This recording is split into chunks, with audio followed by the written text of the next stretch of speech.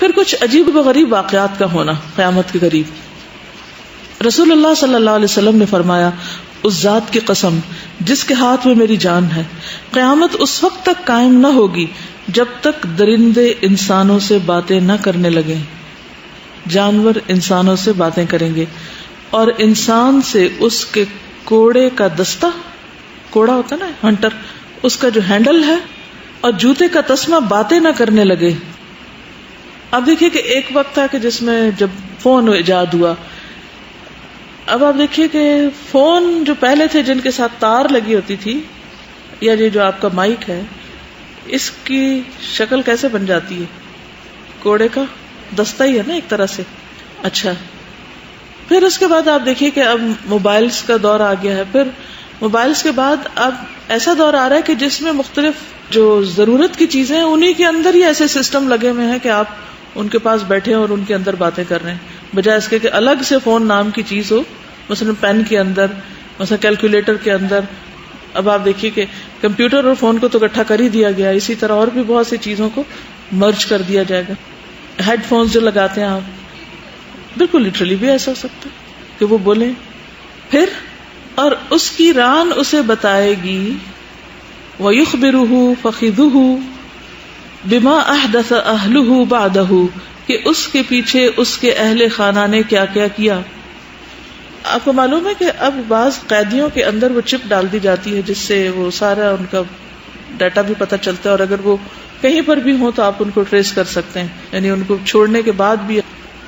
گھروں کی خوبصورتی، مزین گھر. سلسلہ صحیحہ کی حدیث ہے، نبی صلی اللہ علیہ وسلم نے فرمایا، قیامت اس وقت تک قائم نہ ہوگی جب تک لوگ اپنے گھروں کو اسٹیج کی طرح مزین نہ کریں گے. اسٹیج جو ہوتا ہے کہیں بھی کسی بھی ہال میں، اس کو ڈیکوریٹ کیا جاتا ہے. کبھی دیکھا ہے ڈیکوریٹڈ اسٹیج شادیوں وغیرہ میں؟ تو وہ تو ایک مخصوص حصہ ہوتا ہے نا جس پہ دلہن کو بٹھانا ہوتا ہے یا مخصوص لوگ آ کے بیٹھتے ہیں. لیکن ایک وقت ایسا آئے گا کہ پورا گھر ہی اتنا ڈیکوریٹڈ ہوگا جسٹ لائک اسٹیج، یعنی ڈیکوریشن پیس ہوگا جیسے. سبحان اللہ. بتا رہی ہے کہ اب گھروں کی ڈیکور اس طرح بدلی جاتی ہے کہ ہر 3 مہینے کے بعد سردیوں میں، گرمیوں میں پورا ڈریس ڈرائنگ روم کا اور اس کا چینج کر دیا جاتا ہے. تو گھر بھی وہ اس طرح کے بنا دیں گے. It's not practical houses. یعنی جہاں سے بھی گزریں گے آپ کو احتیاط سے گزرنا پڑے گا کہ کہیں کچھ ڈھا نہ دیں. نبی صلی اللہ علیہ وسلم نے فرمایا، قیامت اس وقت تک قائم نہ ہوگی جب تک پہاڑ اپنی جگہ سے زائل نہ ہو جائیں گے. یہ بھی ہو سکتا ہے کہ پہاڑ کاٹ کاٹ کے بڑے بڑے ہائی ویز بنا دیے جائیں، یا یہ کہ ان کو کرش کر کے کچھ اور ان سے نکال لیا جائے، یعنی اپنی جگہ سے ہٹ جائیں گے. اور یہاں پر فرمایا کہ بڑے بڑے پہاڑ اپنی جگہ سے زائل نہ ہو جائیں. زائل کا مطلب یہ ہے کہ صرف چلنا ہی نہیں بلکہ ختم ہو جانا بھی ہے. حتی تزول الجبال، اور تم ایسے بڑے بڑے امور نہ دیکھ لو جو تم پہلے نہیں دیکھا کرتے تھے. یعنی ایسے واقعات ہوں گے جو پہلے نہیں ہوتے تھے، نئی نئی چیزیں ہوں گی. رسول اللہ صلی اللہ علیہ وسلم نے فرمایا، قیامت کے قریب چاند بڑا ہو جائے گا، جبکہ ایک رات کا چاند نظر آئے گا تو کہا جائے گا کہ یہ 2 رات کا چاند ہے. یعنی پہلی رات کا چاند دوسری رات کے چاند کی طرح دکھنے لگے گا. نبی صلی اللہ علیہ وسلم نے فرمایا، قیامت کے قبل لوگوں کی شکلیں بگڑیں گی، انہیں دھنسایا جائے گا اور ان پر سنگ باری کی جائے گی، یعنی پتھروں کی بارش ہوگی. علامات قیامت میں کبائر کا ارتکاب، یعنی کبیرہ گناہ کس طرح کریں گے لوگ. رسول اللہ صلی اللہ علیہ وسلم نے فرمایا، بے شک مجھے اپنی امت پر گمراہ کرنے والے اماموں کا ڈر ہے. یعنی ایسے مذہبی لیڈر ہوں گے جو لوگوں کو ہدایت سے ہٹا دیں گے. اور جب میری امت میں تلوار رکھ دی جائے گی تو قیامت تک نہیں اٹھائی جائے گی. یعنی لڑنے جھگڑنے لگیں گے تو پھر ختم نہیں ہوگا وہ آپس کا لڑائی جھگڑا. اور قیامت اس دن تک قائم نہ ہوگی یہاں تک کہ میری امت کے بعض قبائل مشرکین سے جا ملیں گے، اور یہاں تک کہ میری امت کے بعض قبائل بتوں کی عبادت کریں گے. اور بے شک میری امت میں 30 کذاب ہوں گے جن میں سے ہر ایک یہ دعویٰ کرے گا کہ وہ نبی ہے، اور میں خاتم النبیین ہوں، میرے بعد کوئی نبی نہیں. اور میری امت میں سے ایک جماعت ہمیشہ حق پر رہے گی، ان کے مخالفین انہیں کوئی نقصان نہ پہنچا سکیں گے یہاں تک کہ اللہ کا فیصلہ آ جائے. یعنی ایسا نہیں کہ حق بالکل ہی ختم ہو جائے گا. جب مسلمانوں کے کچھ گروہ ایسے کام کر رہے ہوں گے تو وہاں کچھ لوگ ابھی بھی صحیح بات کو پکڑ کر رکھیں گے. پھر قبیلہ دوس کے شرک کے بارے میں فرمایا کہ قیامت قائم نہ ہوگی یہاں تک کہ قبیلہ دوس کی عورتوں کی پشتیں ذوالخلصہ کے بت کے گرد طواف کرتے ہوئے حرکت کریں گی. یہ دوس قبیلے کا بت تھا نا دور جاہلیت میں، ذوالخلصہ. پھر پچھلی امتوں کی روش اختیار کرنا. آپ نے فرمایا قیامت اس وقت تک قائم نہ ہوگی جب تک میری امت اس طرح پچھلی امتوں کے مطابق نہ ہو جائے گی جیسے بالشت کے اور ہاتھ کے برابر ہوتا ہے. کیسے؟ ہاتھ کے برابر ہوتا ہے، ہو بہو ویسے کی ویسی ان جیسے کام کریں گے. پوچھا گیا یا رسول اللہ صلی اللہ علیہ وسلم پچھلی امتوں سے کون مراد ہے؟ فارس اور روم. آپ نے فرمایا تو پھر اور کون؟ سود، زنا اور شراب کا عام ہونا. فرمایا قیامت سے پہلے سود، زنا اور شراب عام ہو جائے گا. نبی صلی اللہ علیہ وسلم نے فرمایا قیامت اس وقت تک قائم نہ ہوگی جب تک ایسے نہ ہوگا کہ لوگ گدھوں کی طرح راستوں میں زنا کریں گے. کئی علاقوں میں تو ایسے منظر آپ دیکھ سکتے. میں نے کہا کیا ایسا بھی ہوگا، یعنی کہ انسان اتنا جانوروں کی سطح پر اتر آئے گا؟ آپ نے فرمایا ہاں ضرور ہوگا. صحیح الجامع صغیر کی روایت ہے، نبی صلی اللہ علیہ وسلم نے فرمایا آخری زمانے میں لوگوں کی شکلیں بگڑے گی، انہیں دھنسایا جائے گا، ان پر سنگ باری کی جائے گی جب گانے بجانے کے آلات ظاہر ہو جائیں گے اور گانے والیاں بھی عام ہوں گی اور شراب حلال سمجھی جائے گی.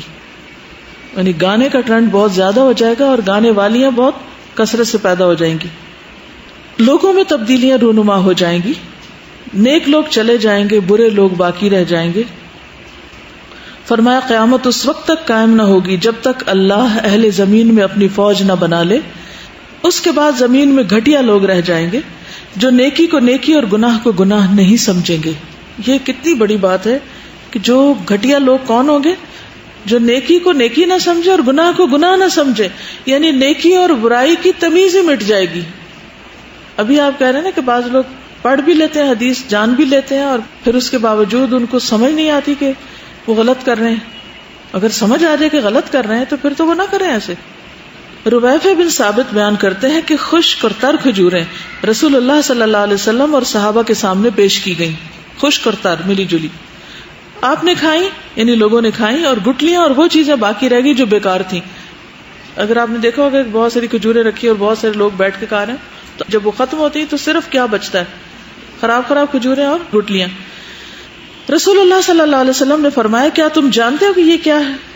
یعنی آپ ہر مثال سے اور ہر چیز سے کوئی نہ کوئی سبق سکھاتے تھے. فرمایا پھر بہتر چلے جائیں گے، اس کے بعد بہتر چلے جائیں گے. یعنی پہلے بہتر چلے جائیں گے، پھر اس کے بعد کے بہتر چلے جائیں گے. اچھے لوگ باری باری نکلتے جائیں گے دنیا سے، یہاں تک کہ ایسے لوگ رہ جائیں گے جیسے یہ گٹلیاں اور بیکار کھجوریں رہ گئی ہیں. اس قسم کے لوگ دنیا میں باقی رہ جائیں گے. ایک کے بعد ایک جنریشن کا زوال ہوتا چلا جائے گا. فرمایا قیامت اس وقت تک قائم نہیں ہوگی یہاں تک کہ انتہائی حقیر لوگ دنیا کے سعادت مند لوگ شمار نہ ہونے لگے. لا تقوم الساعة حتى يكون اسعد الناس بالدنيا لکع ابن لکع. ان کو سب سے خوش قسمت سمجھا جانے لگے گا. سنن ترمذی کی روایت ہے. رسول اللہ صلی اللہ علیہ وسلم نے فرمایا ان قریب لوگوں پر دھوکے اور فریب کے چند سال آئیں گے کہ ان میں جھوٹے کو سچا اور سچے کو جھوٹا، خائن کو امانت دار اور امانت دار کو خائن سمجھا جائے گا. اور رویبضہ قسم کے لوگ گفتگو کریں گے. پوچھا گیا کہ یہ کون ہے؟ رویبضہ سے کیا مراد ہے؟ آپ نے فرمایا معمولی اور کم عقل لوگ جو عوام الناس کے امور پر بحث مباحثہ کریں گے. یعنی کم عقل قسم کے لوگ عوام الناس یا لوگوں کے حالات کے اوپر یا ان کی سچویشنز پر بحث مباحثے آپس میں ڈسکشنز کریں گے. دیکھیے آج کل لوگوں کے پاس علم ہو یا نہ ہو، سمجھ ہو یا نہ ہو، کچھ جانتے ہو یا نہ ہو، لیکن ہر شخص تبصرہ کر رہا ہے. پڑھا لکھا ہے، ان پڑھ ہے، کچھ جانتا ہے، کچھ نہیں جانتا، ہر ایک ماہر ہے گفتگو کا. حکومت سے متعلق علامات قیامت. نبی صلی اللہ علیہ وسلم نے فرمایا دین ہمیشہ قائم و باقی رہے گا یہاں تک کہ قیامت قائم ہو جائے یا تم پر 12 خلفاء حاکم ہو جائیں. وہ سب کے سب قریش سے ہوں گے. اور میں نے آپ سے سنا آپ فرماتے تھے کہ مسلمانوں کی ایک چھوٹی سی جماعت کسرا یا اولاد کسرا کے سفید محل کو فتح کرے گی. میں نے آپ سے مزید سنا کہ قیامت کے قریب کذاب ظاہر ہوں گے، پس تم ان سے بچتے رہنا. قیامت کے قریب کذاب ظاہر ہوں گے، جھوٹے لوگ، جھوٹی باتیں پھیلانے والے. ایک اور روایت میں آتا ہے، آپ نے فرمایا قیامت اس وقت تک قائم نہ ہوگی جب تک کہ قبیلہ قحطان میں ایک شخص ایسا پیدا نہ ہو جو لوگوں پر اپنی لاٹھی کے زور سے حکومت کرے گا، یعنی ظالم حکمران ہوگا. فرمایا دنوں اور راتوں کا سلسلہ اس وقت تک ختم نہ ہوگا یہاں تک کہ ایک آدمی بادشاہ بن جائے گا جسے جہجاہ کہا جائے گا، یعنی یہ بھی ایک عجیب نام ہے. پھر امت کے آخر میں ایک خلیفہ ہوگا جو بغیر شمار کیے لب بھر بھر کر لوگوں کو دے گا، یعنی اچھے لوگ بھی آئیں گے بیچ بیچ میں. ایک اور روایت میں مسند احمد کی علامات قیامت میں یہ بات بھی شامل ہے کہ بکریوں کے چرواہے لوگوں کے حکمران بن جائیں گے. برہنہ یا ننگے بھوکے لوگ بڑی بڑی عمارتوں میں ایک دوسرے پر فخر کرنے لگیں گے اور لونڈی اپنے مالک یا مالکن کو جنم دینے لگے گی. نبی صلی اللہ علیہ وسلم نے فرمایا تم پر ایسے امراء ضرور آئیں گے جو شریر لوگوں کو اپنے قریب کر لیں گے اور نمازوں کو اپنے اوقات سے مؤخر کریں گے. تو جو کوئی تم میں سے ان کا دور پالے تو نہ ایسی حکومت کا نمائندہ بنے، نہ سپاہی بنے، نہ ٹیکس جمع کرنے والا، نہ خزانچی. ٹھیک ہے، عہدہ نہ لے ایسی حکومت میں کوئی. کس حکومت میں عہدہ نہ لے؟ جو نمازوں کو مؤخر کرے اور جو پڑھے ہی نہ. بے رحم پولیس. میری امت کے آخری زمانے میں ایسے لوگ منظر عام پر آئیں گے، ان کے پاس گائے کے دم کی طرح کوڑے ہوں گے. وہ صبح بھی اللہ تعالیٰ کی ناراضگی میں کریں گے اور شام بھی اس کے غیظ و غضب میں کریں گے. سلسلہ صحیح حدیث. آخری زمانے میں ایسی پولیس ہوگی، فی آخر الزمان شرطۃ یغدون فی غضب اللہ ویروحون فی سخط اللہ، جو صبح بھی اللہ کی ناراضگی میں کرے گی اور شام بھی اللہ کی ناراضگی میں کرے گی. یعنی ظلم ڈھانے والے، رشوت کھانے والے. پھر کچھ فتنے ہوں گے.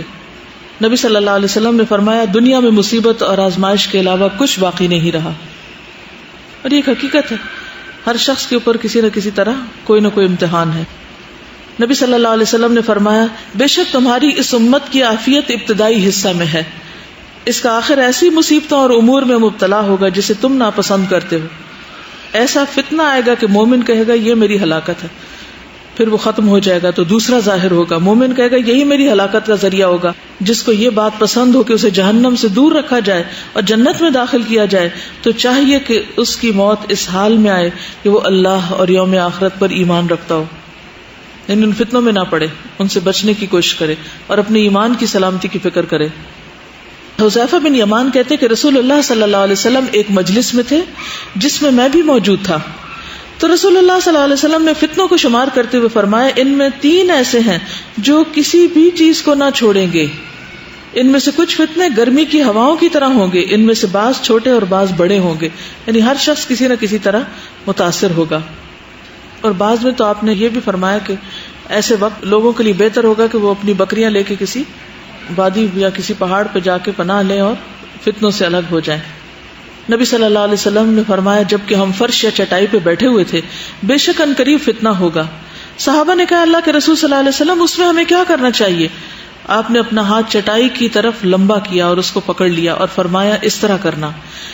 پھر ایک دن آپ نے فرمایا بے شک ان قریب فتنہ ہوگا لیکن اکثر لوگ آپ کا ارشاد سن نہ سکے.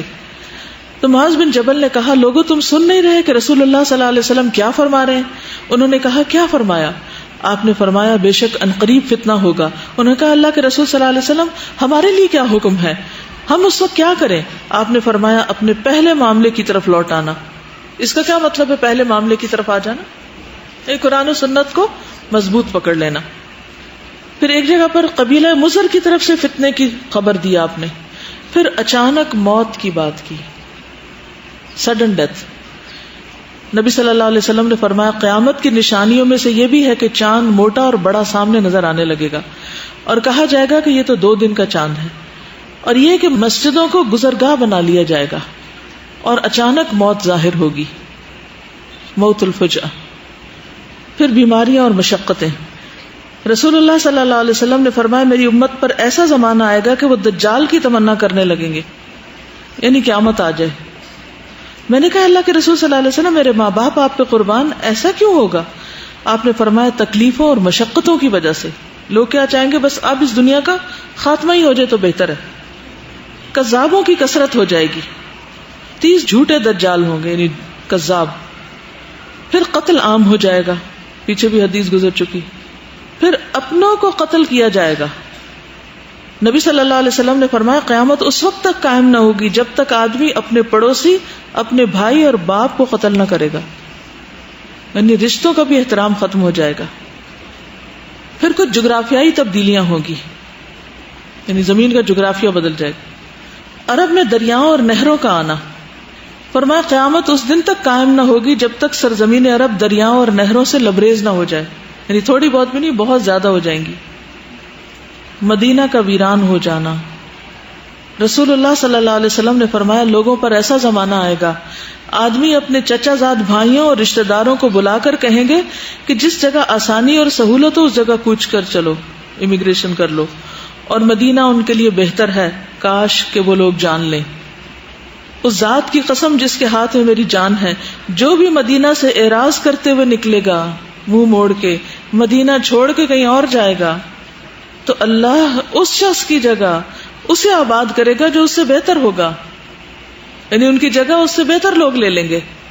آگاہ رہو، مدینہ ایک بھٹی کی طرح ہے جو خبیث چیز یعنی میل کچیل کو باہر نکال دیتا ہے، اور قیامت قائم نہ ہوگی یہاں تک کہ مدینہ اپنے میں سے برے لوگوں کو باہر نکال پھینکے گا جس طرح بھٹی لوہے کے میل کچیل کو باہر نکال دیتی ہے. کوئی منافق وہاں نہ رہ سکے گا، سب باہر نکل جائیں گے. رسول اللہ صلی اللہ علیہ وسلم نے فرمایا تم لوگ مدینہ کو بہتر حالت میں چھوڑ جاؤ گے، پھر وہ ایسا اجاڑ ہو جائے گا کہ پھر وہاں وحشی جانور درند اور پرند بسنے لگیں گے، اور آخر میں مزینہ کے 2 چرواہے مدینہ آئیں گے تاکہ اپنی بکریوں کو ہانک لے جائیں، لیکن وہاں انہیں صرف وحشی جانور نظر آئیں گے، یہاں تک کہ جب وہ ثنیۃ الوداع تک پہنچیں گے تو اپنے منہ کے بل گر پڑیں گے. پھر دریائے فرات سے سونے کا پہاڑ برآمد ہونا اور قتل و غارت.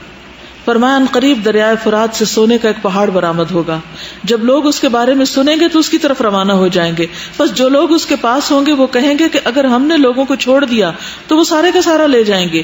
اس پر وہ قتل اور قتال کریں گے، بس ہر 100 میں سے 99 آدمی قتل کر دیے جائیں گے. اس سونے کے پہاڑ کے پیچھے اتنی زیادہ قتل و غارت ہو جائے گی. پھر کثرت سے بارش ہونا، قیامت اس وقت تک قائم نہ ہوگی جب تک کہ اس طرح کی بارش نہ ہوگی جس سے خیمے والے تو بچ جائیں گے مگر کچے پکے مکانات والے نہ بچ سکیں گے، یعنی بارش کی کثرت سے مکان گر جائیں گے. ایک اور حدیث میں فرمایا مسند احمد کی روایت کہ قیامت اس وقت تک قائم نہ ہوگی جب تک بارشیں خوب کثرت سے نہ ہوں، لیکن زمین سے پیداوار بالکل نہ ہوگی، یعنی بارشیں بہت ہوگی مگر زمین اگانے کے قابل نہیں رہے گی.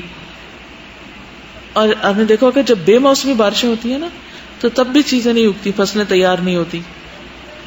زلزلوں کی کثرت ہو جائے گی. نبی صلی اللہ علیہ وسلم نے فرمایا عنقریب شام، یمن اور عراق میں فوجیں جمع ہو جائیں گی. یہ بات اللہ ہی بہتر جانتا ہے کہ نبی صلی اللہ علیہ وسلم نے پہلے کس شہر کا نام لیا تھا، یعنی شام یا یمن کا. آپ نے 3 مرتبہ یہ فرمایا. پھر فرمایا کہ شام کو اپنے اوپر لازم پکڑ لو، جو شخص ایسا نہ کر سکے وہ یمن چلا جائے، اس کے کنووں کا پانی پیے، کیونکہ اللہ عز و جل نے شام اور اہل شام کا میرے لیے ذمہ لیا. مال سے متعلق علامات قیامت. نبی صلی اللہ علیہ وسلم نے فرمایا قیامت کے آنے سے پہلے مال و دولت کی اس قدر کثرت ہو جائے گی اور لوگ اس قدر مالدار ہو جائیں گے کہ اس وقت صاحب مال کو اس بات کی فکر ہوگی کہ اس کی زکوٰۃ کون قبول کرے گا، اور اگر کسی کو دینا بھی چاہے گا تو اس کو یہ جواب ملے گا کہ مجھے اس کی حاجت نہیں. یعنی لا تقوم الساعة حتى يكثر فيكم المال. ایک تو یہ دور گزر چکا ہے جس میں مسلمانوں کے اندر ایسا دور آیا تھا، لیکن ہو سکتا ہے کہ پھر ایسا دور آئے. ایک چیز جس میں سیکھنے کی ہے وہ یہ کہ زکوٰۃ لینے والا کوئی نہ ہوگا. اس سے کیا بات سمجھ میں آتی ہے اور فکر کس بات کی کرنی چاہیے؟ یعنی فرض کیسے ادا کریں گے اگر کوئی لینے والا نہ ہو. دوسری بات یہ ہے کہ اگر کوئی لینے والا نہیں تو ہمیں نیکی کا موقع کیسے ملے گا؟ بعض اوقات ہم اپنے ایک فرض کو اپنے لیے ایک مشکل سمجھتے ہیں اور اپنے اوپر ایک بوجھ سمجھتے ہیں، لیکن اس پر بھی شکر ادا کرنا چاہیے کہ اللہ نے کچھ چیزیں ہم پر فرض کر دی اور فرض کر کے ہمیں ان کی ادائیگی کی توفیق دی اور اس کے ذریعے ہمیں نیکی کا موقع عطا کیا. اگر فرض نہ ہو تو شاید ہم کریں بھی نہ. صدقے کے بارے میں اکثر سوچتے رہتے ہیں اچھا کریں گے اور پھر بھول جاتے ہیں. تو پھر یہ ہے کہ اگر کوئی لیتا ہے ہم سے کچھ تو ہم اس پر احسان نہ جتایا کریں بلکہ اس بات پر شکر کیا کریں کہ اس نے لے کر ہمیں نیکی کا موقع عطا کیا. زکوٰۃ ادا نہ کریں تو مال بھی پاک نہیں ہوتا. پھر حلال و حرام کی تمیز ختم ہو جائے گی. نبی صلی اللہ علیہ وسلم نے فرمایا ایک زمانہ ایسا آئے گا کہ انسان اس کی پرواہ نہ کرے گا کہ مال اس نے کہاں سے لیا، حلال طریقے سے یا حرام طریقے سے، یعنی یہ تمیز مٹ جائے گی، اس کا احساس ہی ختم ہو جائے گا. ایک اور حدیث میں آتا ہے السلسلہ صحیحہ کی، نبی صلی اللہ علیہ وسلم نے فرمایا قیامت اس وقت تک قائم نہ ہوگی جب تک کہ فطریں ظاہر نہ ہوں. جھوٹ عام ہو جائے گا، منڈیاں قریب ہو جائیں گی، وَتَتَقَارَبُ الْأَسْوَاقُ، اسواق سوق کی جمع ہے، بازار قریب قریب آ جائیں گے. کیا مطلب اس کا؟ بہت شاپنگ مالز بن جائیں گے، ہر طرح کی شاپنگ آپ ایک ہی جگہ کر لیں گے، قریب قریب آ جائیں گے، ایک ہی چھت تلے سب چیزیں سوئی سے لے کے کار تک ایک ہی جگہ مل جائے گی. ایک معنی یہ ہو سکتا ہے گلوبل مارکیٹ، ٹھیک ہے، یعنی کہ مختلف چیزیں ہو سکتی، بازاروں کی کثرت ہو جائے گی، ضرورت ہو یا نہ ہو. جی ای مارکیٹنگ ہوتی ہے، گھر پہ ایک کلک کے ساتھ آپ لے لیں جو لینا چاہتے ہیں. تتقارب الاسواق ویتقارب الزمان، اور وقت قریب آ جائے گا، یعنی وقت جلدی گزرے گا. یہ کہیے ویکثر الحرج، اور حرج زیادہ ہوگا. کہا گیا کہ حرج کے کیا معنی؟ فرمایا قتل. ایک اور روایت میں آتا ہے صحیح بخاری، قیامت اس وقت تک قائم نہ ہوگی جب تک کہ لوگ بڑی بڑی عمارتوں پر آپس میں فخر نہ کریں.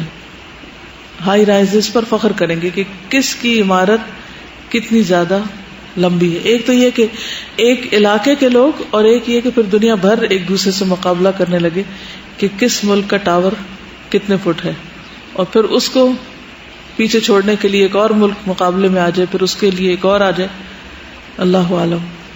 رسول اللہ صلی اللہ علیہ وسلم نے فرمایا، ایک اور حدیث ہے صحیح ترغیب و ترہیب کی، ان قریب میری امت میں ایسے لوگ ہوں گے جو طرح طرح کے کھانے کھائیں گے، رنگ برنگے مشروب پیئیں گے، طرح طرح کے کپڑے پہنیں گے، ڈیزائنرز، گفتگو میں بے احتیاطی کریں گے، طرح طرح کی سواریوں پر سوار ہوں گے. وہ میری امت کے بدترین لوگ ہوں گے. آپ دیکھیے کہ سارا کمپٹیشن کس میں رہ گیا ہے. یہ ضروریات ہیں انسان کی، لیکن اب یہ ضروریات سے آگے بڑھ کے دکھاوا، نمائش اور مقابلہ بازی اور اسٹیٹس سمبل بن گئی ہیں چیزیں. پھر ایک اور روایت میں آتا ہے انسانوں سے زیادہ جانوروں پر خرچ ہوگا. نبی صلی اللہ علیہ وسلم نے فرمایا لوگوں پر ایسا وقت بھی آئے گا کہ ان کے دل اجمیوں کے دلوں کی مانند ہو جائیں گے. قلوبہم قلوب الاعاجم، دنیا کو ترجیح دیں گے، اور ان کا طریقہ اعراب والا ہوگا. جو بھی رزق ان کے پاس آئے گا وہ اس کو جانوروں پر لگا دیں گے، جہاد کو تکلیف سمجھیں گے، زکوٰۃ کو جرمانہ سمجھیں گے، اور چٹی تصور کریں گے مغرمن. ابھی تو کتوں کی جو غذاؤں کے وہ آپ نے منظر نہیں دیکھے کہ یعنی کہ صرف کھانے پینے میں نہیں بلکہ ان کی جیکٹس اور ان کے کھلونے اور ان کی شیمپو اور ان کے برش اور پھر ان کے آئس کریم اور ان کی یعنی ہر وہ چیز جو انسانوں کے لیے ہے اس سے ملتی جلتی چیزیں مخصوص ان کے لیے. ان کی بھی چوائسیز ہوتی ہیں کیا کھانا اور کیا نہیں. خواتین اور علامات قیامت، کان کھول کے سنیے، آنکھیں کھول کے رکھیے، سوئیے نہیں، کوئی سو رہا تو اس کو بھی جگا دیجیے. تو خواتین اور علامات قیامت. رسول اللہ صلی اللہ علیہ وسلم نے فرمایا میری امت کے آخری زمانے میں لوگ کجاووں کی طرح زینوں پر سوار ہوں گے. کجاوا کیا ہوتا ہے؟ جو اونٹ کے اوپر رکھا جاتا ہے. اس کی طرح زینوں پر سوار ہوں گے. وہ مساجد کے دروازوں پر اتریں گے، یعنی کہ ان کی جو سواری ہوگی عین مسجد کے دروازے پہ جا کے رکے گی، اس کے سامنے اتریں گے، پھر مسجد میں جائیں گے. پیدل نہیں جائیں گے. گاڑیاں کہہ لیجئے، گاڑیوں کی قسمیں کہہ لیجئے. ان کی عورتیں لباس پہننے کے باوجود ننگی ہوں گی. ان کے سر دبلے پتلے بختی اونٹوں کی کوہان کی طرح ہوں گے. عورتوں کے سر بختی اونٹوں کے کوہانوں کی طرح ہوں گے. ایسی عورتیں ملعون ہیں، ان پر لعنت کرنا. اگر تمہارے بعد کوئی اور امت ہوتی تو تمہاری عورتیں اس کی خدمت کرتی، جیسا کہ تم سے پہلے والی امتوں کی عورتوں نے تمہاری خدمت کی ہے. دیکھیے کہ بنی اسرائیل کا جب زوال ہوا تھا تو ان کی عورتوں کے ساتھ کیا کیا گیا تھا. قرآن مجید میں بنی اسرائیل کی سزا جو بتائی گئی ہے، بیٹوں کو مار دیتے تھے، مردوں کو مار دیتے تھے اور عورتوں کو غلام بنا لیتے تھے. تو اسی طرح بہت سی جنگوں میں عورتیں ہاتھ آئیں، غلام بنی. یعنی بعد میں اگر کوئی اور امت آتی ہے، نہیں کوئی اور پیغمبر آتا تو وہ پیغمبر کیا کرتا؟ ایسے مردوں یا ایسے لوگوں کے خلاف جہاد کرتا جیسے نبی صلی اللہ علیہ وسلم نے اپنے دور میں یہود کے ساتھ کیا تھا. تو فرمایا اگر کوئی اور امت آتی، یعنی اتنا زوال ہو جائے گا مسلمان امت میں کہ لٹرلی وہ اس قابل ہو جائیں گے کہ بس وہ پھر واقعی غلام بنا لیے جائیں. کیونکہ جو قوم اللہ کے حکم کی اطاعت نہیں کرتی اور اللہ کی فرما برداری میں جھجک محسوس کرتی اور غیر قوموں کی تقلید کرتی اور ان کو فالو کرتی، تو پھر وہ ان کی غلام بنا دی جاتی. دیکھیے سر کے اندر تو غلامی ہے ہی ہے نا، کہ نہیں ہے نا. وہ تو ایسی مروبیت ہے کہ اس کے بغیر کچھ سوچ نہیں پاتے، اور وہ نکل کے باہر بھی آ جاتی. ہمارے ہیئر سٹائل میں، ہمارے اسکارف لینے کے سٹائل میں، ہمارے لباس میں، ہماری باقی چیزوں میں، جب تک اس کا کوئی نہ کوئی اثر ہمارے اوپر نظر نہ آئے تو لگتا ہے جیسے ہم پڑھے لکھے ہی نہیں ہیں. اس کے بغیر ہمیں لگتا ہے کہ ہم بیکورڈ ہیں. معلوم نہیں وہ کون سا کیڑا گھس گیا ہمارے دماغ میں کہ جس سے میں جنرل بھی بات کر رہی ہوں کہ مسلمان عورتوں کے اندر یہ آ گیا کہ جب تک ہم دوسروں کی غلامی اختیار نہیں کریں گے تو شاید ہم عزت سے سر نہیں اٹھا سکتے. اس طرح کا حلیہ اور اس طرح کا ڈریس عموماً کسی ضرورت کے تحت نہیں بنایا جاتا. کس لیے ہوتا ہے؟ تاکہ ہم کانفیڈنٹ نظر آئیں، بہتر نظر آئیں، ایک سٹائل کے لیے. لیکن نبی صلی اللہ علیہ وسلم نے اس پر اتنے سخت الفاظ استعمال کیے. ضرور اس میں حکمت ہے کوئی، کیونکہ یہ ساری چیزیں ایک خاص ٹرینڈ کی آئیڈینٹیفیکیشن بھی ہوتی ہیں اور ایک خاص ٹرینڈ سیٹ بھی کرتی ہیں اور ایک خاص طریقے کو جنم دیتی ہیں. کیونکہ جو لباس ہوتا ہے انسان کا، یہ جو سٹائل ہوتا ہے، وہ اس کی گفتگو، اس کے سوچنے کے انداز اور اس کی چال ڈھال ہر چیز پر اثر انداز ہوتا ہے. دوسرے لوگوں کا بھی اس شخص کے بارے میں اسی طرح کا ایک نقطہ نظر ہوتا ہے. تو یہ جو آپ نے فرمایا نا کہ اگر تمہارے بعد کوئی اور امت ہوتی تو تمہاری عورتیں ان کی ایسی خدمت کرتی جیسے تم سے پہلی والی امتوں کی عورتوں نے تمہاری کی ہے، یعنی غلامی. پھر عورتوں سے متعلق ہی ایک اور چیز، رسول اللہ صلی اللہ علیہ وسلم نے فرمایا آخری زمانہ میں ایک قوم ہوگی جو کہ سیاہ خضاب لگایا کریں گے، یعنی ہیئر ڈائی بلیک کلر کا، جیسے کبوتروں کے سینے ہوتے ہیں. وہ لوگ جنت کی خوشبو بھی نہیں پائیں گے. یعنی مرد بھی ہو سکتے ہیں جو سروں پہ بالکل ڈارک بلیک کلر کا خضاب لگائیں، یعنی ہیئر ڈائی کر سکتے ہیں آپ، لیکن بالکل کالے سیاہ رنگ کے ساتھ نہیں، اس سے منع کیا گیا. پھر بیوی کا کاروبار میں شوہر کی مدد کرنا. رسول اللہ صلی اللہ علیہ وسلم نے فرمایا قیامت کے قریب سلام صرف پہچان کے لوگوں کو کیا جانے لگے گا. تجارت پھیل جائے گی، حتیٰ کہ عورت بھی تجارتی معاملات میں اپنے خاوند کی مدد کرنے لگے گی. قطع رحمی ہونے لگے گی، یعنی رشتہ داریوں کا خیال نہیں رکھا جائے گا.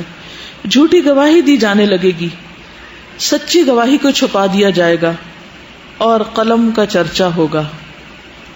اس کا کیا معنی ہے؟ قلم کا چرچا ہوگا. Media, print media. پچھلی حدیث میں جو مسند احمد کی تھی، قیامت کے قریب سلام صرف پہچان کے لوگوں کو کیا جانے لگے گا. وہ ویری کامن. تجارت پھیل جائے گی، بزنس بہت عام ہو جائے گا. اب آپ دیکھیں کہ لوگ گھر بیٹھ کے بھی بغیر کچھ دکان لگائے بزنس کر سکتے ہیں. حتیٰ کہ عورت بھی تجارتی معاملات میں خاوند کی مدد کرنے لگے گی. یہ ضروری نہیں کہ برے ہی سینس میں اس کو لیا جائے، لیکن یہ ہوگا کہ عورتیں بھی اس فیلڈ میں آگے آ جائیں گی. قطع رحمی ہونے لگے گی. آپ کو معلوم ہے کہ خاندان کون جوڑتا ہے، رشتے کون جوڑتا ہے؟ عام طور پہ عورت.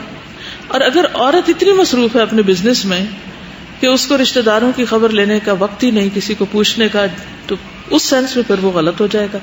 لیکن اگر وہ اپنے ان تعلقات کو بھی صحیح نبھا رہی ہے اور کہیں اپنے شوہر کی مدد کر رہی ہے تو مدد کرنے میں برائی نہیں ہے. نبی صلی اللہ علیہ وسلم کے زمانے میں کئی صحابیات کے بارے میں ملتا ہے، مثلا حضرت عبداللہ بن مسعود کی وائف جو تھی زینب، وہ اپنے ہاتھ سے کام کاج کیا کرتی تھی اور اپنے گھر والوں پہ خرچ کرتی تھی. جب آپ نے صدقے کے بارے میں پڑھا تو انہوں نے کہا کہ میں اب آپ کو نہیں دوں گی، باہر کسی کو دوں گی. تو پھر حضرت عبداللہ بن مسعود نے کہا کہ تم پہلے نبی صلی اللہ علیہ وسلم سے مشورہ کر لو. یعنی کام تو اس دور میں بھی کرتی تھی، لیکن ہر عورت نہیں کرتی تھی. اب یہ ہے کہ اس وقت آپ دیکھیں کہ بہت سارے ایسے سبجیکٹس جو کل تک صرف لڑکوں کے لیے شمار ہوتے تھے، اب اس میں لڑکیاں زیادہ ہو گئی ہیں. صرف لڑکیاں ہو نہیں گئی، لڑکیاں زیادہ ہو گئی. اب آپ دیکھیے کہ جب ایک خاص سبجیکٹ میں جیسے بزنس اسٹڈیز میں ہی یا کوئی بھی ایسا شعبہ کہ جس کے بعد عورتوں کو کام کرنا ہے، کیونکہ بہت سی اسٹڈی صرف کیریئر بنانے کے لیے کی جاتی ہیں. ٹھیک، اب اگر وہ کیریئر بنانے ہی کی غرض سے کی جا رہی ہیں تو خود سوچے کہ جتنی ویرائٹی ہے اس میں، اور اس کے بعد سب عورتیں جس طرح مارکیٹ میں آئیں گی تو آبویسلی مردوں کی جابز جو ہیں ان پہ اثر تو پڑے گا. پھر یہ ہے کہ ٹھیک ہے، کہیں ایسے الفاظ میں عورت کو منع نہیں کیا گیا کہ وہ بزنس نہ کرے یا کیریئر اختیار نہ کرے، لیکن کوئی بھی کام کرنے سے پہلے یہ ضرور دیکھ لے کہ اس سے آپ کے فرائض کتنے متاثر ہو رہے ہیں، آپ کی اپنی بنیادی ذمہ داریاں، کیونکہ ان کے بارے میں تو پوچھو گی. مثلا کہ شوہر کا حق نہیں دیا تو پوچھو گی، بچوں کی تربیت نہیں کی تو پوچھو گی، لیکن اگر بزنس نہیں کیا تو پوچھو گی؟ پوچھ نہیں ہوگی. اور پھر جھوٹی گواہی دی جانے لگے گی، سچی گواہی کو چھپایا جائے گا اور قلم کا چرچا ہوگا. اس میں آپ دیکھیے تقریباً ساری علامتیں باقی جو ہیں وہ اسی طرح ہی بیان ہوئی ہیں کہ ناپسندیدہ امور ظاہر ہو جائیں. قلم کی تو اللہ تعالیٰ نے قسم کھائی ہے. ایسا نہیں کہ اللہ نے لکھنے سے منع کیا ہے، یہ لکھنا نہیں چاہیے یا کسی کو رائٹر نہیں ہونا چاہیے، یہ نہیں مطلب یہ ہے کہ جتنا کچھ لکھا جا رہا ہے کیا اتنا پڑھا بھی جا رہا ہے؟ بے مقصد چیزیں کتنی لکھی جا رہی ہیں، عزتیں بھی اچھالی جاتی ہیں اور مس یوز بھی اس کو کیا جاتا ہے. خیر وہ تو ہر چیز کے اندر ہی دونوں چیزیں پائی جاتی ہیں، لیکن سوال یہ پیدا ہوتا ہے کہ نبی صلی اللہ علیہ وسلم کے فرمانے کا اصل مقصد کیا ہو سکتا ہے؟ دیکھیے زندگی کتنی تھوڑی ساری ہے نا، چھوٹی سی زندگی ہے، اور اگلا امتحان بہت سخت ہے. دنیا کے کسی بھی امتحان سے بڑا امتحان ہے جو مرنے کے بعد ہم سب کو پیش آنے والا ہے. اگر کوئی چیز بھی ہمیں اپنے اندر اتنا مشغول کر لیتی ہے کہ ہم اس سے غافل ہو جاتے ہیں تو اس سے بڑا کوئی نقصان نہیں، چاہے وہ قلم ہو، چاہے وہ پھر بزنس ہو، یا پھر کوئی اور چیزیں ہوں. ایون اگر آپ کہتے ہیں کہ ایک طرف اگر قطع رحمی منع ہے نا، حرام ہے، تو دوسری طرف فیملی میں ٹو مچ انوالومنٹ اور سارا انٹرسٹ فیملی کے اندر ہی ہونا وہ بھی منع ہے. لا تلکم اموالکم ولا اولادکم عن ذکر اللہ ومن یفعل ذلک فاولئک هم الخاسرون. یہ بھی پھر درست نہیں، اس کی بھی اجازت نہیں. تو ہر چیز میں اعتدال ہی ٹھیک ہے. علامات قیامت میں سب سے پہلی علامت جس کو ہم قرار دے سکتے ہیں ابتدائی علامات میں، وہ حضور صلی اللہ علیہ وسلم کی بعثت ہے، کیونکہ قیامت سے پہلے ایک آخری نبی نے آنا تھا، تو وہ نشانی سب سے پہلے پوری ہو گئی. رسول اللہ صلی اللہ علیہ وسلم نے فرمایا، مجھے اور قیامت کو اس طرح بھیجا گیا ہے، آپ نے شہادت اور درمیانی انگلی کو آپس میں ملا دیا، یعنی بیچ میں اور کچھ نہیں. دین اسلام اور علامات قیامت. ایمان کا اٹھ جانا. رسول اللہ صلی اللہ علیہ وسلم نے فرمایا، قیامت اس وقت تک قائم نہ ہوگی یہاں تک کہ زمین میں اللہ اللہ کہنے والا کوئی نہ ہوگا. اور ایک اور روایت میں ہے، لا الہ الا اللہ نہ کہا جائے گا. صحیح مسلم کی روایت ہے. اسلام اور قرآن کا مٹ جانا. رسول اللہ صلی اللہ علیہ وسلم نے فرمایا، کپڑے کے بیل بوٹوں کی طرح اسلام مٹتا جائے گا. پہلے وہ دھاگے سے کڑھائی کرتے تھے نا کپڑوں کے اوپر، تو پھر وہ دھو کے تو کچھ اس کے جو دھاگے تھے وہ اکھڑ جاتے تھے اور وہ پھول چھوٹے ہوتے جاتے، تو اس کی مثال دی گئی. حتیٰ کہ یہ بھی معلوم نہ ہوگا کہ نماز، روزہ، قربانی اور صدقہ کسے کہتے ہیں. اس میں سے کچھ باتیں تو اب بھی کچھ لوگوں کو نہیں پتا کہ یہ کیا چیزیں. ایک رات میں اللہ کی کتاب کو مٹا دیا جائے گا، حرف اٹھ جائیں گے، اور زمین میں ایک آیت بھی باقی نہ رہے گی. لوگوں میں سے جو بوڑھے مرد اور بوڑھی عورتیں، خواتین بچیں گی، وہ کہیں گے کہ ہم نے اپنے آباء و اجداد کو یہ کلمہ لا الہ الا اللہ کہتے سنا، اب ہم بھی کہہ رہے ہیں. یہ ابن ماجہ کی روایت ہے. پھر یہ کہ نام کے مسلمان رہ جائیں گے. رسول اللہ صلی اللہ علیہ وسلم نے فرمایا، ایک قوم ایسی آئے گی جو اسلام سے ایسے نکل جائے گی جیسے تیر شکار سے نکل جاتا ہے. یہ لوگ قرآن تو پڑھتے ہوں گے لیکن وہ ان کے حلق کے نیچے نہ اترے گا، یعنی کوئی اثر نہیں لیں گے. ان سے قتال کرنا ہر مسلمان پر فرض ہے. رسول اللہ صلی اللہ علیہ وسلم نے فرمایا، آخر زمانہ میں کچھ لوگ ایسے پیدا ہوں گے جو کم عمر، کم عقل اور بے وقوف ہوں گے. لوگوں کے اقوال میں سے بہترین بات کریں گے، یعنی بڑی بڑی کوٹیشنز کوٹ کریں گے، لیکن اسلام سے اس طرح صاف نکل چکے ہوں گے جیسے تیر جانور کے پار نکل جاتا ہے، شکار کرے نا تو تیر ایک طرف سے دوسری طرف نکل جاتا ہے۔ ان کا ایمان ان کے حلق سے نیچے نہیں اترے گا، تم جہاں انہیں پاؤ قتل کر دو، کیونکہ ان کے قتل کرنے والے قاتل کو قیامت کے دن ثواب ملے گا۔ صحیح بخاری کی روایت ہے یہ۔ پھر عبادات سے متعلق کچھ علامات۔ طہارت اور دعا میں مبالغہ۔ رسول اللہ صلی اللہ علیہ وسلم نے فرمایا، ان قریب اس امت میں ایسے لوگ پیدا ہوں گے جو وضو اور دعا میں مبالغہ کریں گے۔ ایک اور علامت، مسجد کے پاس سے نماز پڑھے بغیر گزر جانا۔ رسول اللہ صلی اللہ علیہ وسلم نے فرمایا، یہ چیز بھی علامات قیامت میں سے ہے کہ آدمی 2 رکعت نماز پڑھے بغیر مسجد سے گزر جائے گا۔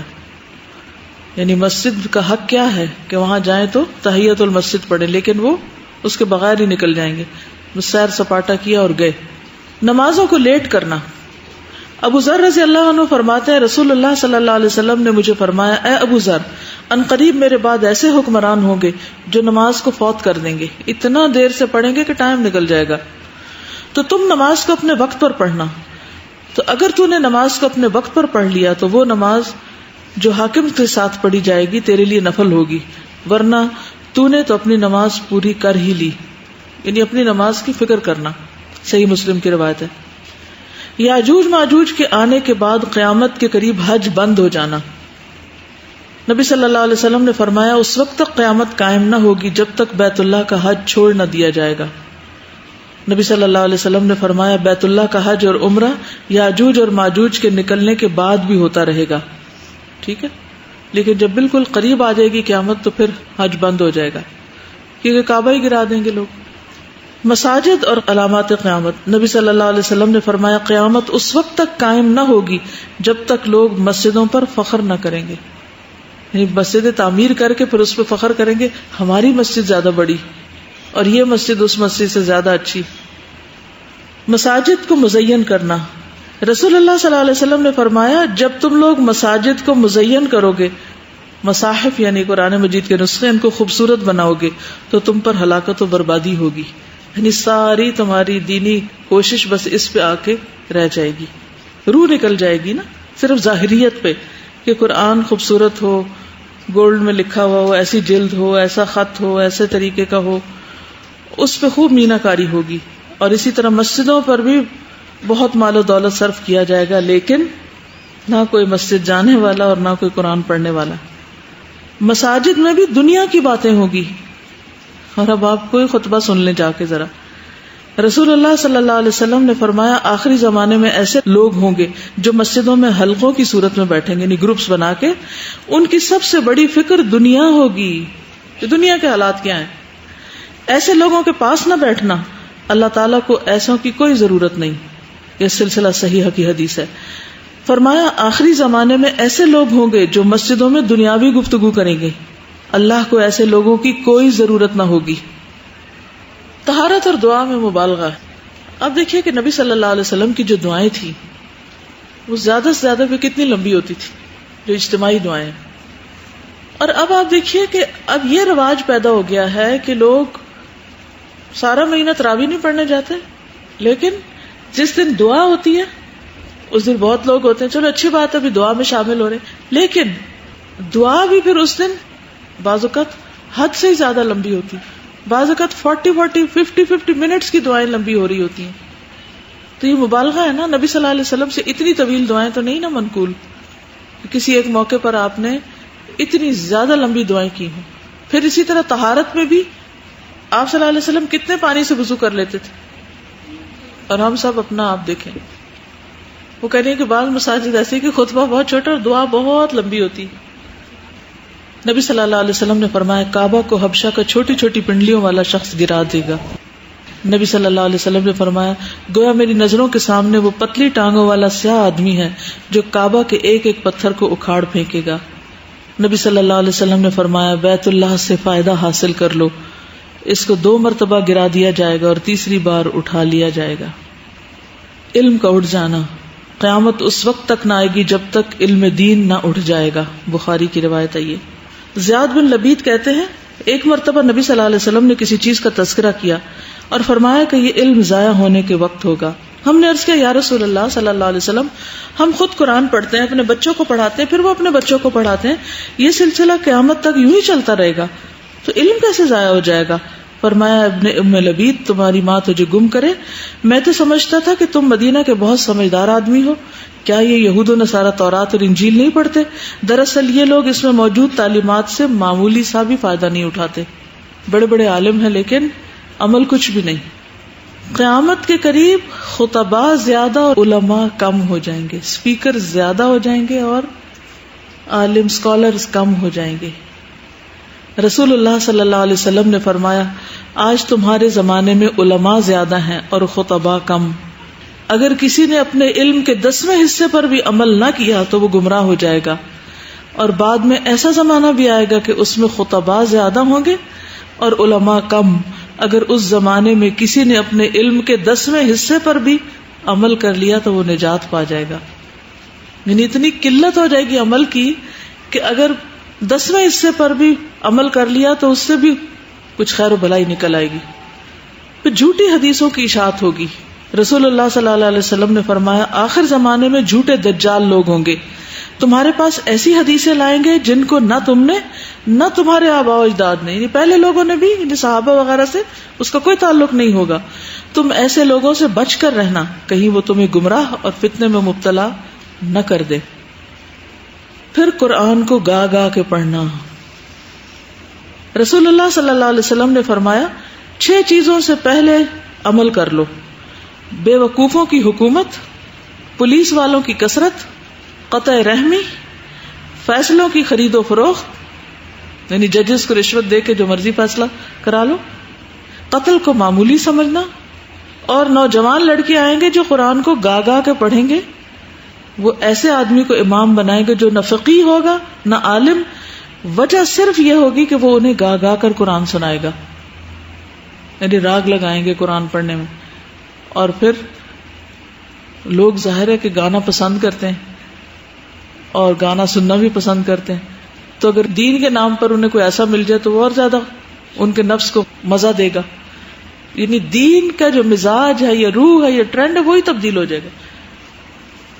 دیکھیے خوش الحانی سے پڑھنا تو اپنی جگہ ہے، لیکن گا کے راگ لگا کے، اب میں نقل نہیں اتار سکتی ورنہ میں آپ کو بتاتی کہ گا کے پڑھنے کا مطلب کیا ہے. دل نہیں مانتا کہ میں نقل اتاروں نا، کیونکہ وہ ایک مرتبہ آپ صلی اللہ علیہ وسلم فرمایا تھا کہ مجھے اگر اتنا اور اتنا بھی دے دیا جائے تو میں کسی کی نقل نہ اتاروں.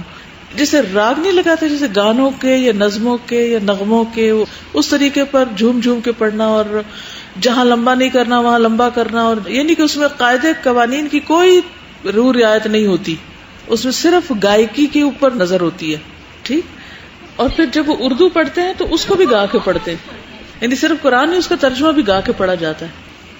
رسول اللہ صلی اللہ علیہ وسلم نے فرمایا ایسے لوگ بھی پیدا ہوں گے جو قرآن تو پڑھیں گے لیکن وہ ان کی ہنسلی کی ہڈی یعنی حلق سے نیچے نہ اترے گا، یعنی اس سے متاثر نہیں ہوں گے.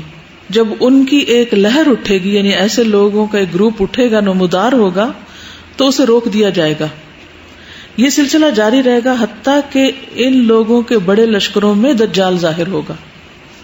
پھر فرمایا ایک اور حدیث ہے، ان قریب ایسے لوگ آئیں گے کہ وہ قرآن مجید کی خوش اسلوبی سے ادائیگی کو اتنی اہمیت دیں گے جتنی کہ تیر کے سیدھا کرنے کو دی جاتی ہے، لیکن اس کا بدلہ دنیا میں وصول کریں گے اور اس کے اجر و ثواب کو آخرت تک مؤخر نہیں کریں گے. قرآن پڑھا کر اپنی پیروی چاہنا، یعنی قرآن پڑھانے والا کیا چاہے گا کہ لوگ اس کو فالو کریں. معاذ بن جبل رضی اللہ عنہ نے ایک دن فرمایا تمہارے بعد بڑے فتنے ہوں گے، مال بہت بڑھ جائے گا، قرآن کھول دیا جائے گا، حتیٰ کہ مومن، منافق، مرد، عورتیں، چھوٹا بڑا، غلام، آزاد سب اسے حاصل کریں گے. اور ایسا ہوگا کہ کہنے والا کہے گا لوگوں کو کیا ہوا کہ میری پیروی نہیں کرتے حالانکہ میں نے قرآن پڑھا ہے. وہ کہے گا یہ لوگ اس وقت تک میری پیروی نہیں کریں گے حتیٰ کہ میں ان کے لیے اس کے علاوہ کوئی نئی اختراع کروں. چنانچہ تم اپنے آپ کو اس کی بدعت سے بچائے رکھنا، اس کی بدعت دلالت اور گمراہی ہوگی. ایک اور حدیث میں آتا ہے رسول اللہ صلی اللہ علیہ وسلم نے فرمایا قیامت کے قریب ہونے کی علامت یہ ہے کہ برے لوگوں کو مرتبوں میں بلند کر دیا جائے گا اور نیک لوگوں کو گرا دیا جائے گا. باتیں زیادہ ہوں گی، عمل محدود ہو جائے گا. اور لوگوں کو مثنات قرآن پڑھائے گا، اور ان میں سے کوئی ایسا نہیں ہوگا جو اس کا رد کرے۔ کہا گیا کہ مثنات سے کیا مراد ہے؟ فرمایا جس نے اللہ کی کتاب کے علاوہ سب کچھ لکھا پڑا ہوگا، یعنی ایسے لوگ قرآن پڑھانے لگیں گے کہ جن کا فیلڈ سبجیکٹ کچھ اور ہوگا، ایکسپرٹیز اور مہارت کسی اور چیز میں ہوگی، اور وہ قرآن پڑھانا شروع کر دیں گے۔ دیکھیے وہ تو حدیث ہے کہ اگر ایک آیت پتہ چلے تو اس کو آگے بتاؤ، اس میں تو کوئی حرج نہیں ہے۔ ایک آیت پتہ ہے اس کو شیئر کر لو، ایک حدیث پتہ اس کو بتا دو، اس میں کوئی ممانعت نہیں، نہ اس کو کہیں کنڈیم کیا جا رہا ہے۔ یہاں جس کی طرف اشارہ ہے وہ یہ ہے کہ لوگ ساری زندگی ایک خاص محکمے میں کام کرتے ہیں، مثلا پولیس میں کام کرتے ہیں، جب ریٹائر ہوتے ہیں تو تفسیر لکھنے بیٹھ جاتے ہیں۔ دیکھیں ایسے آپ نے کہا یا ربی، میں جہاں جاتی ہوں مجھے کوئی نہ کوئی ایسی کتاب پکڑا دیتا ہے جس کا نہ منہ ہوتا ہے نہ سر ہوتا ہے، نہ کچھ سمجھ آتی ہے کیا لکھا ہوا ہے۔ ایک نہیں کئی بار میرے ساتھ یہ ہوا، اور میرا اتنا سخت دل گھبراتا ہے کہ اللہ کے بندو، جب پتہ ہی نہیں کہ قرآن کہتا کیا ہے تو لکھنے کیوں بیٹھ جاتے ہو؟ کوئی سوجھ بوجھ ہی نہیں، کچھ نہ کہیں پڑھا نہ سمجھا نہ غور و فکر کیا، اور اٹھ کے چل پڑے۔ اسی طرح یہاں پر آپ دیکھیں کہ جس نے اللہ کی کتاب کے علاوہ سب کچھ لکھا پڑا ہوگا، ساری زندگی پڑھتا کچھ اور رہا اور بیٹھ جائے گا قرآن کی انٹرپریٹیشن کرنے۔ مطلب یہ ہے کہ قرآن پڑھانے کے بھی کچھ آداب ہیں، اس کے بھی کچھ طریقے ہیں، یعنی کہ اگر آپ نے واقعی اس کو پراپر طریقے سے پڑھانا ہے تو اس کے لیے پھر کچھ محنت کرنی پڑے گی، اس میں کچھ سال لگانے پڑیں گے۔ لیکن آپ دیکھیے کہ بہت سے دینی اداروں میں بھی یہی ہوتا ہے، پورا قرآن نہیں پڑھایا جاتا اور ان کو عالم کا سرٹیفکیٹ دیتے ہیں۔ مجھے اتنی حیرت ہوتی ہے، اور بعض یونیورسٹیوں میں اسلامک اسٹڈیز میں ماسٹرز کی ڈگری دیتے ہیں اور قرآن پورا نہیں پڑھا ہوتا۔ ایک بیسک بک کی نہیں پڑھی آپ نے، ماسٹر کہاں سے بن گئے آپ؟ حتیٰ کہ پی ایچ ڈی لوگ کر لیتے ہیں اور انہوں نے پڑھا نہیں ہوتا اس کو۔ تو یہ کیا ہے؟ اور روب جماعتیں 8 سال کا کورس کیا اور پورے قرآن کا ترجمہ تفسیر نہیں پڑھی، اور پھر جنہوں نے یہ سب کچھ کیا تو ان کو تو عالم نہیں مانا جاتا، اور طرح طرح کی بحث مباحثے کرنے والے علماء قرار پاتے ہیں۔ تو مشکل یہ ہے کہ ہمیں بات کی روح کو سمجھنا ہے کہ نبی صلی اللہ علیہ وسلم نے کس چیز کی طرف اشارہ کیا ہے، اور اگر ہم واقعی سنجیدگی سے چاہتے ہیں نا کہ قرآن کی خدمت کریں تو پھر اس کے لیے جان مارنی پڑے گی، خون جلانا پڑے گا، اور اس میں گہرائی میں جانا پڑے گا۔ پھر اخلاقیات اور علامات قیامت، قیامت کے نزدیک اخلاق کس طرح ہو جائے گا لوگوں کا۔ صرف جان پہچان والے کو سلام کرنا، رسول اللہ صلی اللہ علیہ وسلم نے فرمایا قیامت کی علامات میں سے کہ انسان صرف اپنی جان پہچان کے آدمی کو سلام کیا کرے گا، باقی اس کے کچھ نہیں لگتا۔ چرب زبان لوگوں کا آنا، فرمایا قیامت قائم نہ ہوگی یہاں تک کہ ایک ایسی قوم آئے گی جو اپنی زبان کے بلبوتے پر کھائے گی، جیسے گائے زمین سے اپنی زبان کے ذریعے کھانا کھاتی۔ پھر فسق و فجور ظاہر ہونا، حضرت عائشہ سے روایت ہے کہ رسول اللہ صلی اللہ علیہ وسلم نے فرمایا اس امت کے آخر میں زمین میں دھسا دینا، چہرے کا مسخ ہونا، آسمان سے پتھروں کی بارش کا ہونا واقع ہوگا۔ میں نے عرض کیا یا رسول اللہ صلی اللہ علیہ وسلم، کیا ہم نیک لوگوں کی موجودگی کے باوجود ہلاک ہو جائیں گے؟ آپ نے فرمایا ہاں، جب فسق و فجور ظاہر ہوگا، یعنی گناہ اور نافرمانیاں ظاہر ہوں گی، پھر ایسے عذاب آئیں گے کہ نیک بد سب اس میں پسیں گے۔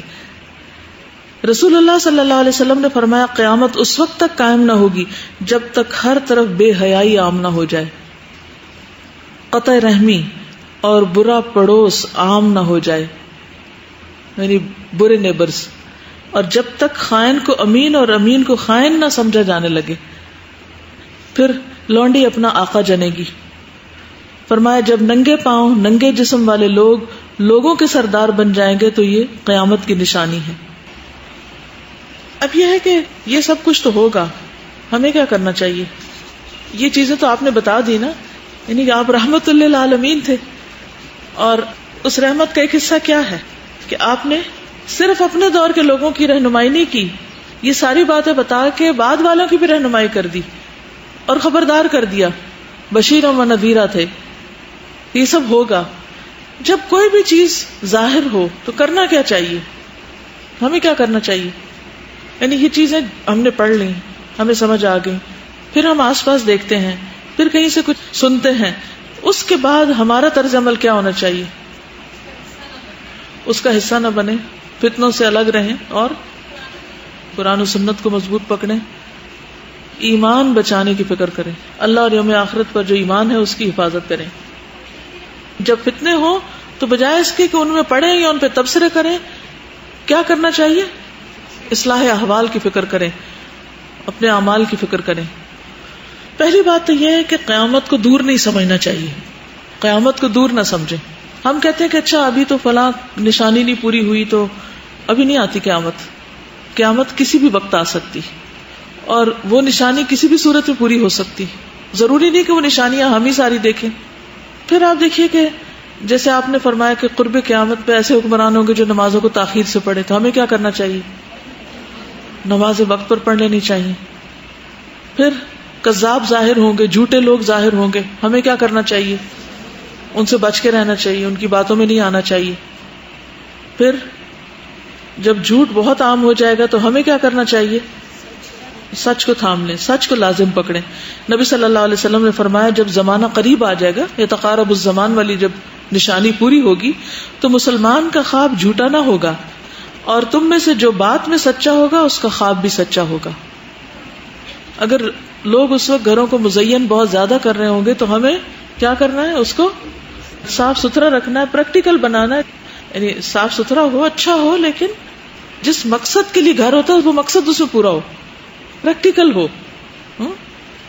بعض اوقات نماز پڑھنے کی جگہ نہیں ہوتی، بعض اوقات یہ ہے کہ وہ اس لیے نہیں بنایا جاتا کہ اس میں ہم آرام سے رہ سکیں، کیونکہ گھر کو اللہ نے سکون کی جگہ بنایا تو وہ عذاب بن جاتا ہے ان کے لیے.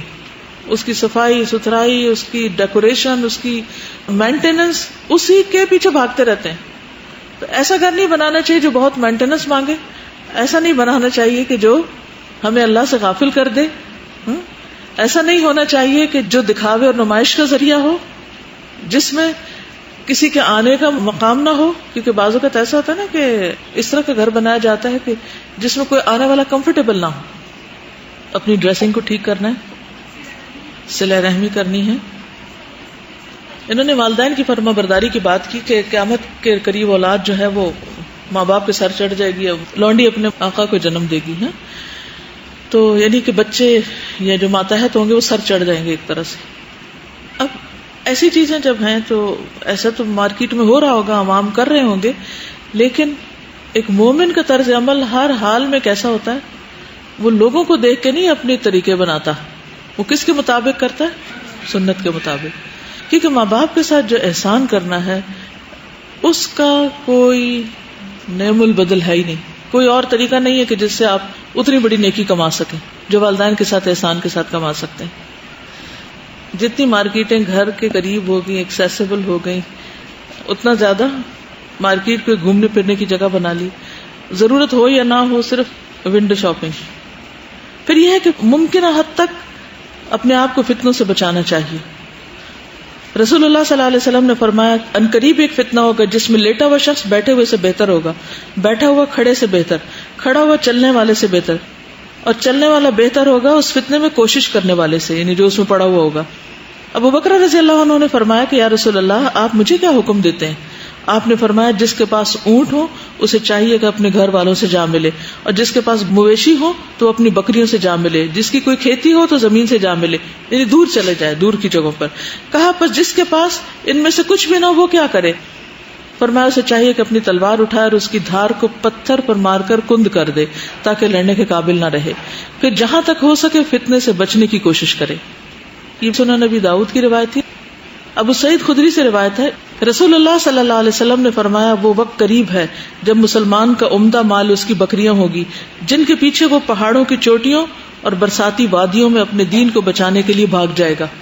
کہ اصل چیز ہے اپنے دین اور ایمان کو بچانا، اس کی فکر کرنی چاہیے. صحیح بخاری. پھر لوگوں کے حقوق ادا کرنا اور خود اپنا حق اللہ سے مانگنا. عبداللہ کہتے ہیں رسول اللہ صلی اللہ علیہ وسلم نے ہم سے فرمایا تم میرے بعد بعض کام ایسے دیکھو گے جو تم کو برے لگیں گے. صحابہ نے عرض کیا یا رسول اللہ صلی اللہ علیہ وسلم آپ اس سلسلے میں کیا حکم دیتے ہیں؟ فرمایا انہیں ان کا حق ادا کرو اور اپنا حق اللہ سے مانگو. علم پر عمل کرنا، جیسے کل بھی پڑھا تھا نا کہ 10ویں حصے پہ بھی کوئی عمل کر لے گا تو نجات پا جائے گا. پھر برے لوگوں سے تعاون نہ کرنا، حکومتی عہدوں سے بچنا، قرآن و سنت کو تھامنا، اللہ کے گھر سے فائدہ اٹھانا. سبحانک اللہم و بحمدک نشہد ان لا الہ الا انت نستغفرک و نتوب الیک. السلام علیکم و رحمۃ اللہ وبرکاتہ.